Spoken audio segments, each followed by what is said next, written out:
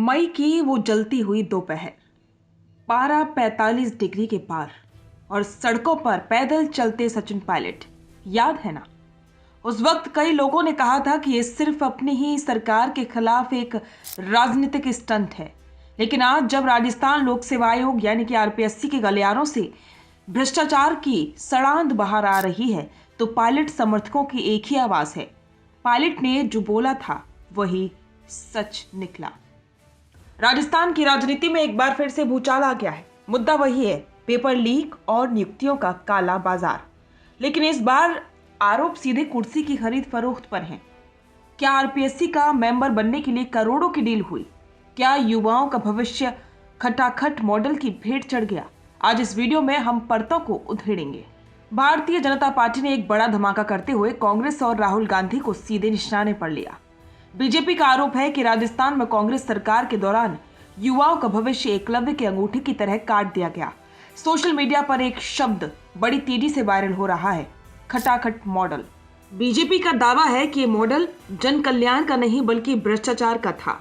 आरोप लगाया गया है कि आरपीएससी का सदस्य बनने के लिए 1 करोड़ 20 लाख रुपए की भारी भरकम डील हुई। यानी जो संस्था प्रदेश के सबसे काबिल अफसरों को चुनती है, उसके मेंबर की कुर्सी ही नीलामी पर चढ़ी थी। अब कहानी के सबसे विवादित पात्र पर आते हैं, बाबूलाल कटारा। ईडी की चार्जशीट के हवाले से जो खुलासे हुए हैं वो किसी भी ईमानदार छात्र का दिल दहला देने वाले हैं। आरोप है कि कटारा ने आरपीएससी मेंबर बनने के लिए कांग्रेस के पूर्व जिला अध्यक्ष दिनेश खोड़निया के साथ 1 करोड़ 20 लाख रुपए की डील की थी। डील की शर्तें भी बड़ी दिलचस्प थीं। तय हुआ था कि हर साल 20 लाख रुपए दिए जाएंगे, यानी कि 5 साल का किस्तों वाला प्लान। दावा है कि शुरुआत में 40 लाख रुपए की 2 किस्तें भी दी जा चुकी थी। अब सवाल यह है कि अगर सदस्य बनने के लिए ही करोड़ों खर्च किए गए, तो क्या वो सदस्य ईमानदारी से परीक्षा करवाएगा या फिर वो उन करोड़ों की वसूली पेपर बेचकर करेगा? हालांकि सिक्के का दूसरा पहलू भी है। पूर्व जिला अध्यक्ष दिनेश खोड़निया ने इन तमाम आरोपों को सिरे से खारिज कर दिया है। उनका कहना है कि उन्हें ईडी से क्लीन चिट मिल चुकी है और उनके घर से जब्त किए गए 24 लाख रुपए भी कोर्ट के आदेश पर रिलीज कर दिए गए हैं। खोड़निया का दावा है कि 2.5 साल पुराना मामला है और ट्रिब्यूनल उन्हें बरी कर चुका है। लेकिन यहाँ एक ट्विस्ट है।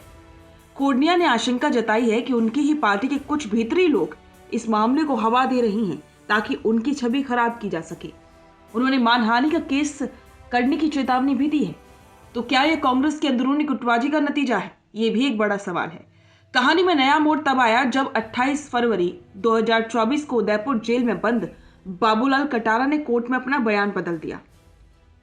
कटारा ने कहा कि दिनेश खोड़निया के खिलाफ जो भी बातें कही गई वो गलत है। उन्होंने यहां तक कह दिया कि ईडी के अधिकारियों ने उनके सामने नामों की एक लिस्ट रखी थी और पुराने बयान भारी दबाव में दिलवाए गए थे। अब जनता असमंजस में है, क्या पहले वाला बयान सच था या दबाव वाला बयान जो तर्क है वो सच है? क्या कोई बड़ी ताकत है जो पर्दे के पीछे से खेल रही है? इन्हीं उलझनों के बीच सचिन पायलट का नाम बार बार गूंज रहा है। मई की उस तपती धूप में पायलट ने अजमेर से जयपुर तक पैदल चलकर जो जनसंघर्ष यात्रा निकाली थी, उसका मुख्य मुद्दा आरपीएससी का पुनर्गठन और भ्रष्टाचार ही था। पायलट ने तब भी कहा था कि आयोग के अंदर कुछ तो काला है। आज उनके समर्थक कह रहे हैं कि पायलट साहब ने पहले ही आगाह किया था। जब बाबूलाल कटारा जैसे लोग गिरफ्तार हुए और भ्रष्टाचार की परतें खुली, तो पायलट की उस यात्रा को अब एक विजनरी स्टेप के रूप में देखा जा रहा है। समर्थकों का आरोप है कि भ्रष्ट लोगों को नियुक्त करने वाले लोग आज मौन क्यों हैं?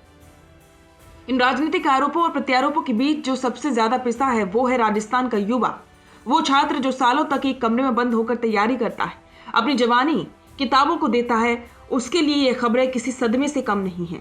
जब खबरें आती है कि मेंबर की कुर्सी करोड़ों में बिकी, तो मेहनत करने वाले बच्चों का भरोसा सिस्टम से उठ जाता है। चाहे वो बीजेपी का हमला हो, खोड़निया की सफाई हो या कटारा का यूटर्न, हकीकत यह है कि आरपीएससी की साख पर जो दाग लगा है उसे धोना आसान नहीं होगा। क्या आपको भी लगता है कि सचिन पायलट ने जो मुद्दे उठाए थे वो अब सच साबित हो रहे हैं? क्या आरपीएससी में वाकई में नियुक्तियों का बाजार सजा हुआ था? अपनी राय कमेंट बॉक्स में जरूर लिखें। अगर आप भी मानते हैं कि युवाओं के भविष्य के साथ खिलवाड़ बंद होना चाहिए, तो इस वीडियो को शेयर करें। बिजनेस अच्छा हो सकता है, लेकिन अगर नाम नहीं दिखा तो पहचान कैसे बनेगी? अब टेंशन छोड़िए, द फैक्ट इंडिया आपके बिजनेस को देगा वो पहचान जो पूरे राजस्थान में हर किसी तक पहुंचे। न्यूज चैनल पर विज्ञापन, पॉडकास्ट और प्रमोशन के जरिए आप सीधे 5 लाख सब्सक्राइबर और 10 करोड़ से ज्यादा व्यूज तक अपनी पहुंच बना सकते हैं। तो देर किस बात की, आज ही द फैक्ट इंडिया से जुड़िए और अपने बिजनेस को बनाइए हर घर का नाम।